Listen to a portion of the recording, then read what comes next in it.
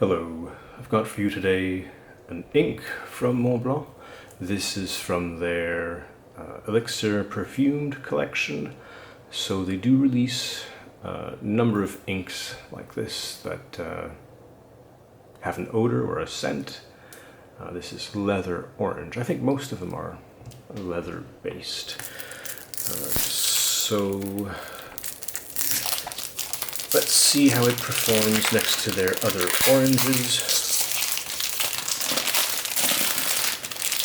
This series, their Elixir series, is a bit more expensive. This is about 4 times the price of what you'd expect to see from their standard bottles, and about twice the price of what you'd expect to see in their limited edition bottles. But these tend to be a bit more well-performing, well-behaved inks for sure.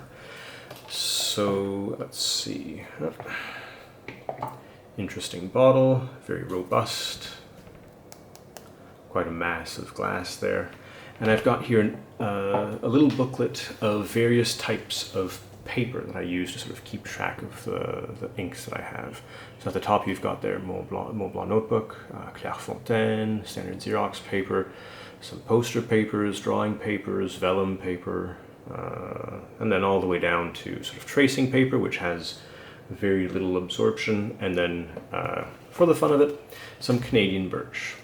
And then so I go over the various samples with the various inks, and then keep track of them over time.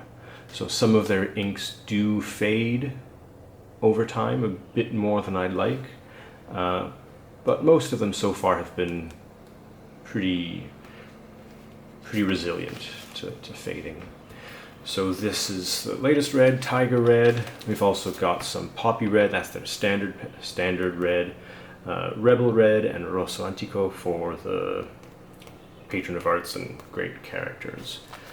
So let's see how it stands up. Not too sure if it's going to be closer to an orange or closer to a red from the cap. It's between the two. Let's see how it smells actually. Oh, that's definitely perfume. So I'm just gonna get some ink in the nib. I'm not gonna charge this pen up with it, but yeah, wow, that's quite a scent. I think you'd have a hard time describing it without involving sort of the perfume you'd expect to find on a older woman. So there we go. So what should I call this? This is their leather, let's go Elixir.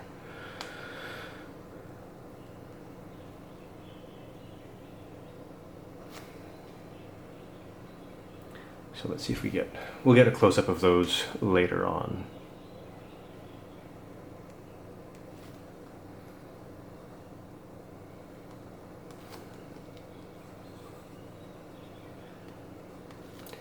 Definitely a very desaturated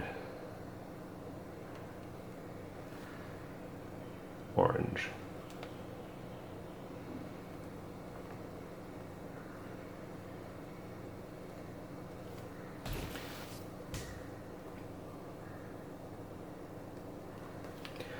Almost like a salmon.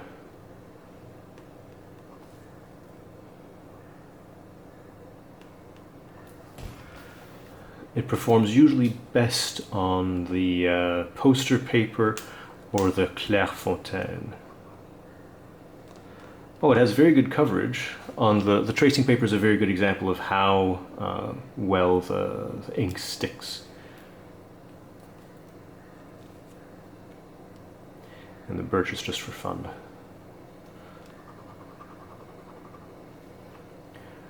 Very nice coverage.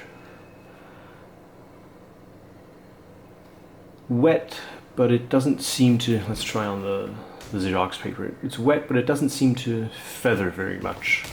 So the Xerox paper is definitely the best test of how much it feathers. The other papers tend to be a bit less resistant to it. So definitely closer to salmon. Their orange, leather orange, yeah, leather orange elixir series. And definitely a very strong scent.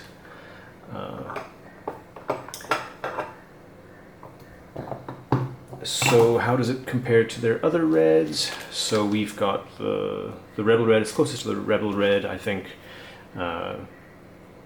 Definitely a bit desaturated. Let's take a look at some of the oranges they have there. So there's some yellow, some oranges.